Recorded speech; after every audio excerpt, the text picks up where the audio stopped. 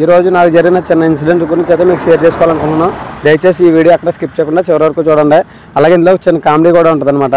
ఏం లేదండి, నేను మా ఊరు పక్క నుండి కాకినాడ కిరాయితో వచ్చింది. సర్లే అయితే కిరాయికి వచ్చాను. వస్తూ దారి పొడికి కాకినాడ వచ్చే వరకు కూడా మనకి టికెట్లు అయితే ఆపడం జరిగింది. తర్వాత కాకినాడలో వాళ్ళు నింపేసిన తర్వాత వాళ్ళైతే డ్రాపింగ్ అన్నారనమాట.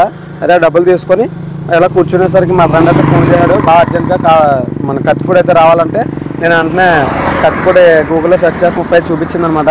సర్లే ఒక 100 రూపాయలు ఆయిల్ కలుగుతుంది కదా అనేసి నేను దాంట్లో ఎలాగ సర్వీస్ వస్తుంది కదా అనేసి నేను బయలుదేరడం అయితే జరిగింది.